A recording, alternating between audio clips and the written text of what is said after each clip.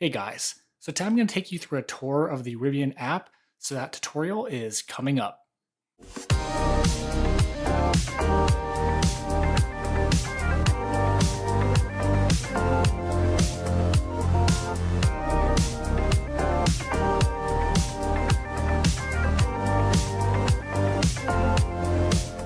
So here's the front screen of the Rivian app. From what I've heard, even a couple months ago, this app was not very functional at all. And so looking at it today and playing with it, since we've had the car for a little bit now, it's pretty functional to me. So, I mean, I guess they've made a lot of updates in the last couple months, which is really nice. And the app as it is right now is perfect for me. I don't really need much of anything else. This works great for us. So, anyway, so this is your front screen, like I said. I have the charger plugged in so you can see that as well. So you can see the car, you can see the charger's plugged in. If the charger is not plugged in, you're just going to see your vehicle. So it'll be, the R1S or the R1T. It'll just be showing the car instead of the car with it plugged in. So if you want to view the session, so we'll just go over the charging first, just hit this and it gives you info on your charging. So basically, right now I'm 254. You can see that I have it set for 90%. So for Rivian, there's a couple of presets in the car. It's 70, 85, and then you can do custom. So you can see the pencil, I can change it here, and you can change it to whatever you want basically and save it. And if we scroll down, I literally just plugged it in and turned it off. So no charging right now. It tells you your current speeds, which is really nice. And then it tells you your energy delivered, miles per hour, and time elapsed. So if I wanted to start it, I could just hit charge now and we could start charging, but I'm not going to do that. So if you're not plugged in, it's just going to show the car. Obviously, view session summary is not going to be there. It's just going to be part of the, it'll just be white or whatever. So if we go down a little bit, you can see the lock and unlock controls. And then to the right of that, you've got additional controls, which is your sound alarm. You can open the front and the rear liftgate. And right now I have this close windows button on because my windows are cracked open a little bit. Since it's in the garage, that's just what I do to kind of air the car out. So I can close the windows if I want. If we go to the top left here with the numbers, not the numbers, the lines, these are just your cars in gear. So basically, I obviously only have one Rivian, so that's the one you're going to see. Add gear, if I hit that, it's just going to show the Rivian wall charger. So that's just if you want to set it up. I don't have one, so it's just going to sit there. If we see the little little line down here, if we scroll up, you've got more controls. So you've got your preconditioning for your cabin. So you can turn that on and set it to whatever temperature you want if you want to do that, before you get to the car, which is always nice, just like Tesla. Surfaces, you can, same thing with the preconditioning for the actual cabin. You can do that for the seats as well. So this is just the front seats. So the Rivians have ventilated front seats as well. So you can either cool the front seats or you can heat them up, whatever you feel like. There's a charging section, motion cam, gear guard, which is the same thing as Sentry mode. You can turn that on, your location, your keys, and then about. So if we go into each one of these real fast, charging, so you can set your charging limit. We've already seen this screen. Schedule, you're allowed to schedule. So if you turn your schedule off, it's off right now. So if you turn it on, you can do whatever time you start and stop whenever you want, or you can just have it turn on for 24 hours. And it'll also allow you to do daily or weekdays. So up to you, of course.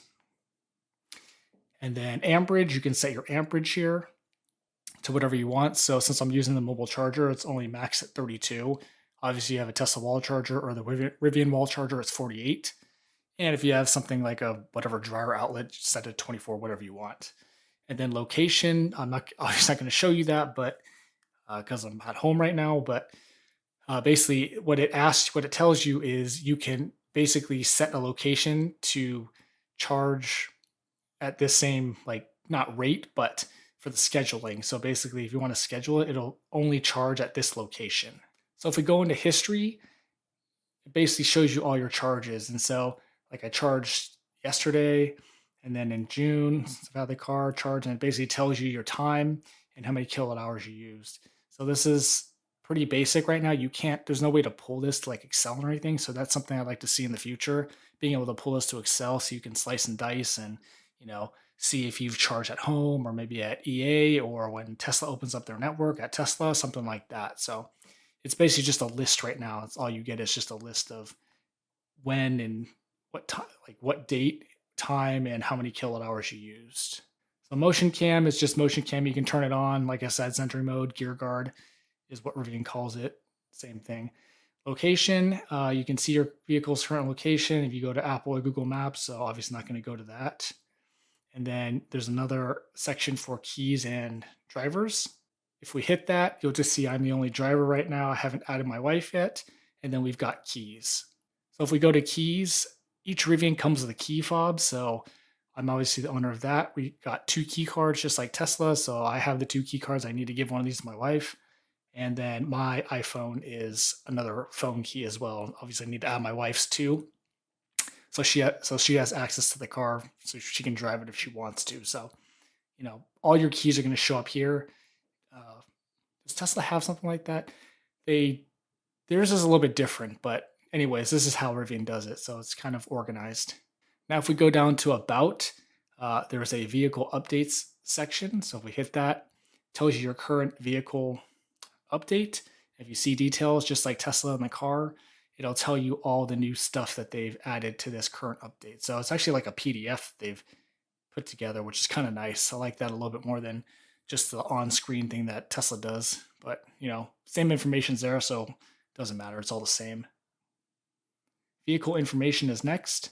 So if we go to this screen, Gray Electron Beast is what I named the car because it is an Electron Beast. This car sucks up a ton of energy, 135 kilowatt hour battery pack. So anyways, that's the name of the car. You've got your model, all this information here about the car. And then this last one, R1S vehicle, R1S owner's guide, which is basically just takes you to the owner's guide of the car. So nice there. If we go back down, location is next. So if we go to the location screen, basically it comes up with your location and it tells you where all the chargers are and that it knows, and it's, what Rivian has loaded into their network. So it's got level 1, 2, and 3 chargers. So as you can see, the lightning bolts are the differences. So if we just go to this 3 charger one, what is this? EVgo 100 kilowatt station to 350 kilowatts. And you can basically just filter like that. So this is kind of like, Rivian's own plug share in a sense, if you want to use this instead of plug share or something like that. And then down at the bottom here, the last icon is your account icon. So if we go to that, basically it tells you your account, and there's a couple other things below that we can do. So let's do those. One is ask us anything. So if we go into that, you can either chat with them, call, or email customer service, and then it gives you your Rivian, your guide down at the bottom if you want to call or text that person. If we go down to Rivian service, this is just like Tesla service, same thing. Put in a service request.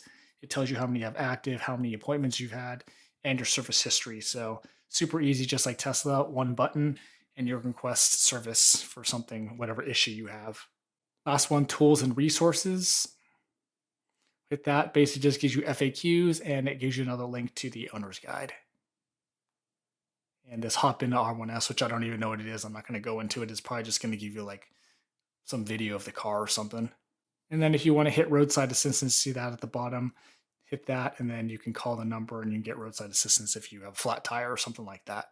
So now last thing, let's just go into manage my account. And manage my account basically just has my personal information, personal information, payment method, for eventually like the RAN. I'm sure it's going to be the same thing like Tesla where it's plug and play and it just charges your account via credit card, address security, charging account, charging history. So these are all pretty self-explanatory. And then you've got preferences for communications, app permissions, temp unit, and then legal stuff at the bottom. And that's a quick tour of the Rivian app. So this version right now is 1.15. So obviously as time goes on, it'll get better because Rivian is basically a brand new company. So unlike Tesla, they haven't had as much time to, tweak and tune their app. But, like I said in the beginning, this is totally functional and perfect for me. I don't really need anything else. Anything else would just be like extra goodies that are nice to have, basically. So, anyways, hope you found that interesting. Maybe you just want to see because you have a Tesla and you want to see how Rivian does it, or if you're getting a Rivian pretty soon, you can just kind of learn how the app works before you actually get the car. Hope that was helpful. If you have any questions, let me know in the comments, and thanks for watching.